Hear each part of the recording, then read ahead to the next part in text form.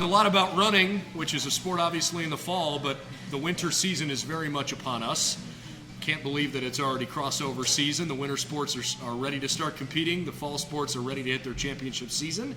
And so to preview the men's and women's swimming and diving season, we bring on our head coach, Laura Demaline.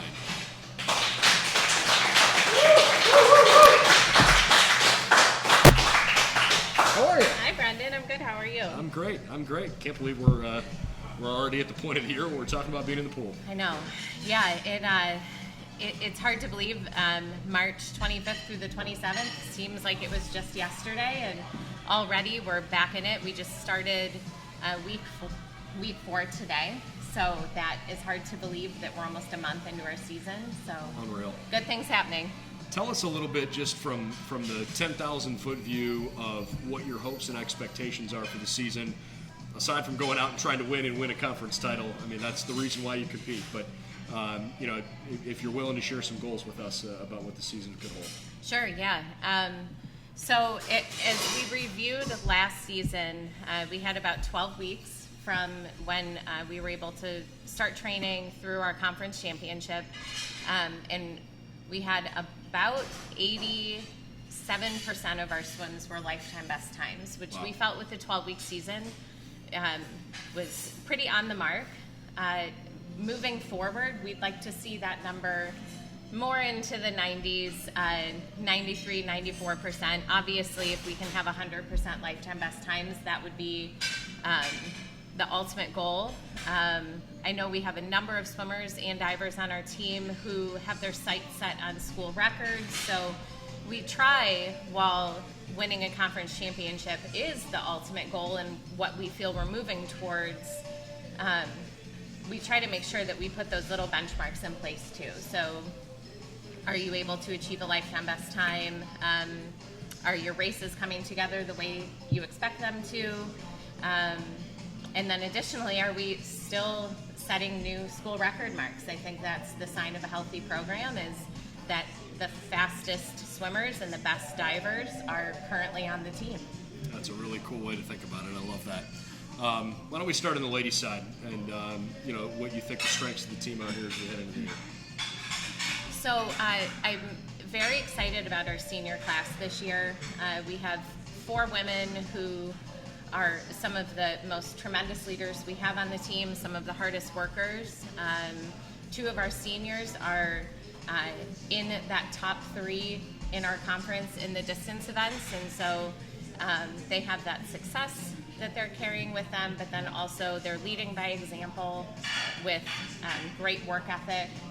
They're saying the right things, they're doing the right things, and so to be able to have that group of 4 leading the women's team, I think is really special. We have a couple of juniors who are coming off of great performances last year, finaling in their events at OACs. We had a sophomore class who, as freshmen, really had to persevere and push through, the end of their senior years of high school not being what they expected to their freshman year of college being far from what they expected. And so, we sort of have them back hungry and ready for a normal season. And then we have 8 freshman women who have their sights set on a championship. And so you put all of those pieces together, and I think it's going to make for a great year. Before we dive into the guys' side with a similar question, maybe a thought on just overarching here. It had to be difficult to recruit during a time where there was so much uncertainty. You'd like to think that you constantly know and believe that we were going to get out of this at some point. COVID was eventually going to not have the impact on college sports that it did for basically 2 swim seasons. Sure. And yet you're still trying to build relationships with kids that are interested in BW and show them what the potential of a normal, highly aspired to season could be like. How difficult was that to go through those recruiting conversations? So I was so blessed to work with the staff that we had last year, but then additionally the team that we had. that I think we demonstrated that we were grateful for every opportunity we had. That's sort of how we started the year, was to say, if we have a chance to practice today, we're going to make the most of it. If we get to have dual meets, then we're going to go after it to the best of our ability. And if we actually get to have a conference meet, then we owe it to all of the athletes that aren't getting to have that same experience to work as hard as we can and to make the best of this situation. So I think that because we led with that attitude, it helped our recruits feel that hope as well. They couldn't do overnight visits. There was a point in the fall where we weren't allowed to take them into buildings. So you're just walking around and pointing and saying, this is what this would look like. The spring before, I had snuck in some places and took some cameras, or took some pictures and videos. So I made my own campus tour just to give them an idea of what it might be like. But we really relied on our current team members to tell those recruits, this is what BW is, this is what our team is. And we just took every opportunity we could to demonstrate that to them. And it resulted in 29 freshmen this year. So it worked. Yeah. And the group that we have are such incredible individuals. And they all came in with the same goals in mind. And so I think that last year's swimmers did a really nice job of representing to them what Baldwin Wallace was all about and what we wanted for our program. I'm glad you frame it that way, because frankly, that's why I asked the question. You have such a young team. It must have worked, whatever you did, because you have so many men and women that have bought in and decided, hey, I want to spend some time here. I think a lot of that, both from a coaching staff, but also from a current team member side, you got to have pretty dynamic leadership. And if you're going to have a good season, you got to have upperclassmen you feel like you can really lean on. Sure. What is special about this senior class that you think has helped you through these really difficult now 18 months? So I always say with our seniors that we know that a very big part of your development is acknowledging that you have a career that is supposed to be starting. You have a life that is starting after you're not at BW. So they're sort of waiting this line of needing to plan for the future, as Alyssa was saying, applying to grad schools and working on her thesis. I mean, you have to focus on that future. That's why you're at BW, and we want those things for you. On the flip side, we need you to focus on the team too, and take your life experience and take what you learned through your first 3 years and help lead this young team. So we've really asked a lot of Bella and Kayla and Emily and Julia. Additionally, we have Connor Hardup, who's back for a 5th year. Awesome. So we've sort of, he's taken on the mentality that I'm the first swimmer at BW to swim for 5 years. And so we try to tell the freshmen that, he's had to have picked something up along the way. So ask him his advice. And so that's what we've asked of these seniors, is that we will support you in what you need to do moving forward. And we're excited, but we also still need help from you because this is a young team and they have so much potential. And this group of 5, they really are leaving the program better than they found it. And that's pretty exciting. That's awfully special. I can't say that every time. That's great. I don't want to get too far away before we talk about the men's side. So Sure. Same idea. Expectations and hopes for the men's team this year. Oh, goodness. Well, I think that the easiest way to say it, Brendan, is instant improvement. We had an opportunity to see our freshman race this past weekend, and I think that for everybody that was in the stands, everybody on the pool deck, they realized that we returned a lot of talent and we just added a lot of talent. So it was exciting to see them race. It was an inter-squad meet, so to see them race against each other.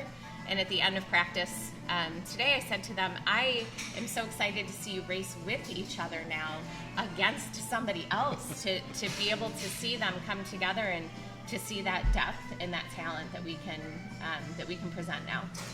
What has the support from families been like during all of this? Because the reality is, student athletes who are competing at BW and at Division III, the families have to be a part of this, right? It's not just student athlete and coaching staff and team and that's it. Like, right. Families are an integral part of keeping things moving in the right direction and helping, pick athletes up when they're having frustrating times and all of that kind of stuff. What has the support from families been like during all this?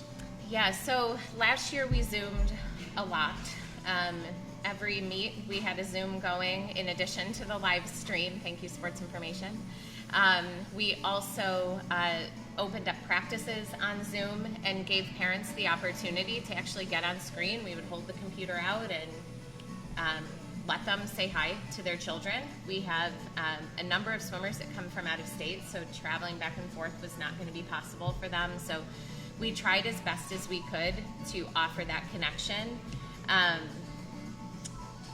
I'll bring it up again, at our inter squad this past weekend, we had a family potluck after and had just shy of 100 family members attend the meet and attend the picnic after. And to be at the Union tent following all COVID protocol,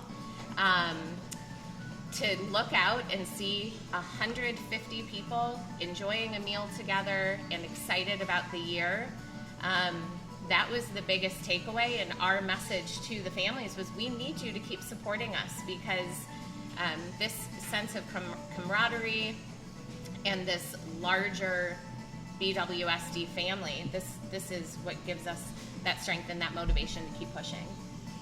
I have to imagine that when you're at the beginning of a season, everything is hopeful, right? You got the whole thing in front of you, you got your plans, you got your goals, and everybody's been working hard and excited for the season to start. But it is also a long season. I think you have one of the longer seasons of any of the sports that compete at BW. How do you prepare yourself to be both full throttle when it's competition time, but also recognize that it's a marathon and you're going to compete a lot? Yeah, now Joe will tell you his season is the longest. It's probably a little longer. He's corrected me about a dozen times, but a 20-week swim season also does feel long. I think that the biggest piece of it is that it's over the holidays, it's over that winter break, across finals. We have 2 different midterm periods that happen during our season. And if we have swimmers qualify for NCAAs, which is always the goal, that takes us another month further. So then you're, traveling into a 6-month season. So I think being hopeful is a great way of saying it. We do a lot of goal setting, both benchmark goals throughout the season, but then, conference goals for that year, and even long-term goals for their entirety of their career at Baldwin Wallace, to help them stay hungry and to not feel like the staring at the black line for 2 hours was for nothing that day. We also talk a lot to our swimmers, talk to them about the process. I know our diving coach does the same thing. This is why we're doing this, so that you can be here in 5 months. And so educating our swimmers and divers and continuing the conversation through the season so that they are involved in the process and that they appreciate the process. And I think when they achieve their goals at the end of the season, it really means something. I know we've talked about this maybe a little bit, in conversations off air before. I had a chance to ask Joe this question. I want to ask you too. I mean, you have been at BW now for a while. You've chosen to make this part of you, your journey, your career. Your family is very much involved in what you're doing here. I know you take a lot of pride in that. Why is BW a place that you are so proud of and want to spend time at? Yeah, that is such a great question, Brendan, and I knew you were going to ask it, and yet I am still going to be spontaneous with my answer. That's fine. I would say, so this is my 11th season, Jeff, thank you. This is my 11th season, so I would say that when I started at BW, I don't know that I came here expecting to be here for an entire decade or my whole career. I had just turned 30 and, was kind of thinking that coaching at the place where my dad went to school and where my dad swam, that was a great next step, and I knew it was going to be a wonderful place to raise Adela. And so I sort of came in knowing those two things.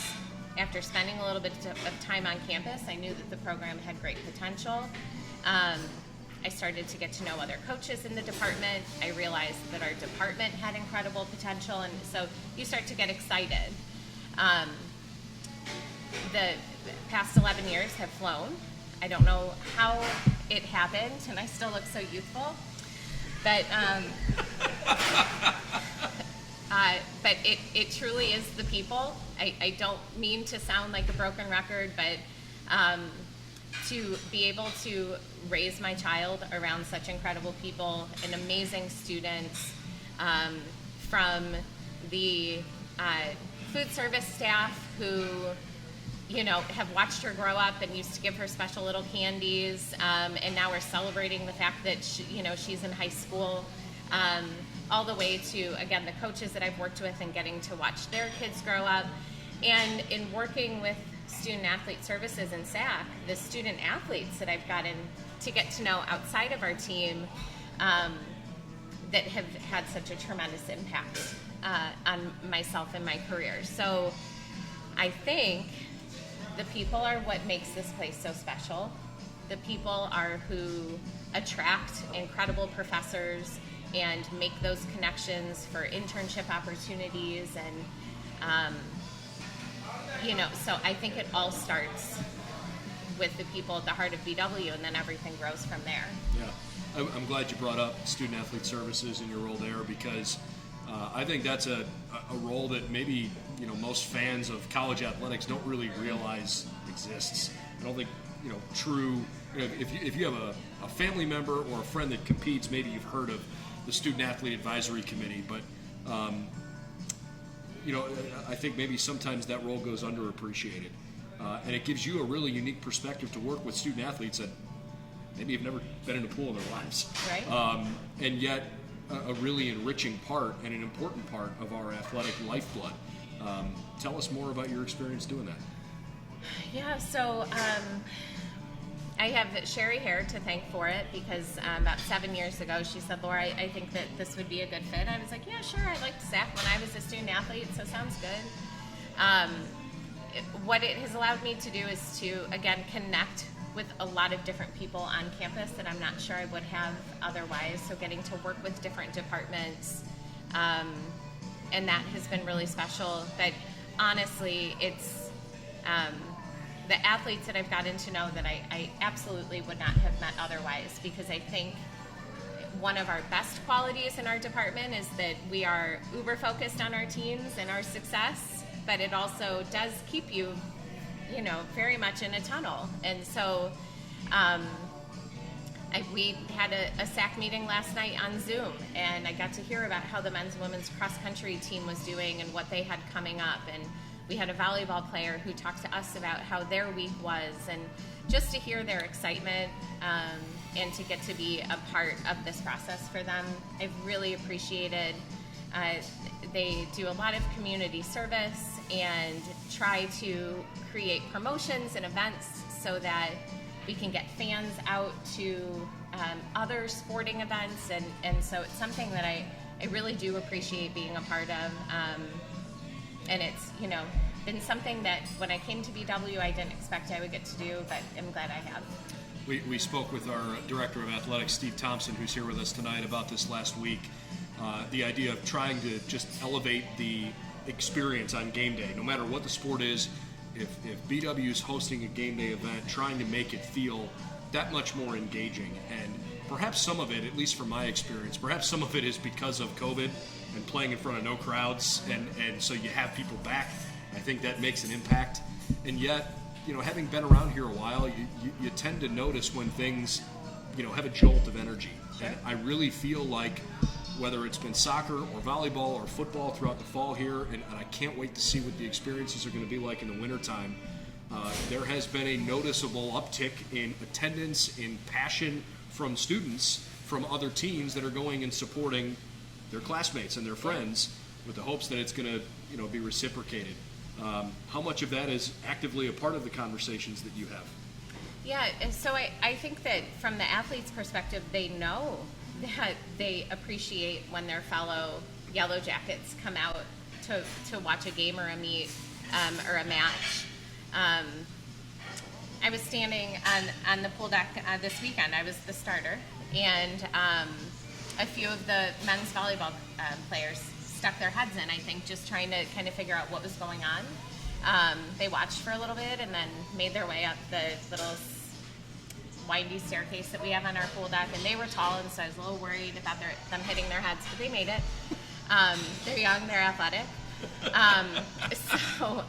And they sat and they watched the end of the meet, and they knew one of our freshmen, and I think it was something where, as a coach, I appreciated them being there. I know that I'm constantly seeing other coaches in our department give shout outs on Instagram, thanking, athletes from other teams for coming to their events. And it's something that perfectly, when you go from playing in front of no one, you very much appreciate the opportunity to have that cheering section. It's been a lot of fun to watch, and again, I am excited about the trajectory of Yellow Jacket athletics right now, both from the work ethic standpoint, but all across. It doesn't really matter what sport it is. The spirit and energy right now, what we are seeing in Berea, I think, is becoming really, really cool. Yeah. Baldwin Wallace is one of the more unique Division III experiences in the country. We've got a ton of really, really good students here, and access to a lot of great resources that I think a lot of our students take advantage of. And it's no surprise that our teams tend to succeed. Yeah. We're proud of what swimming and diving have done, and looking forward to a fun season for you. Thank you. Us too. Thank you so much. All right. Laura Demaline, our head women's and men's swimming and diving coach.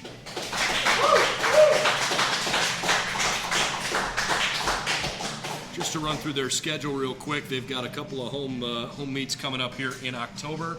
Wilmington will start here this weekend on Saturday. Friday the 22nd, Hiram comes to town. Manchester out of Indiana will compete on Saturday the 23rd in a dual meet. November 6th, Penn State Barron is here, and I think that's it for the home meets before the turn of the calendar. Of course, the team will have a chance during winter break to go down to Sarasota, Florida, and have a training trip down there. And then when they come back home in January, it's all about gearing up for the OAC Championships, which will be in the middle of February. Meets in January with Worcester, John Carroll, Case, and Ohio Northern will be Seniors Day on Saturday, January the 29th.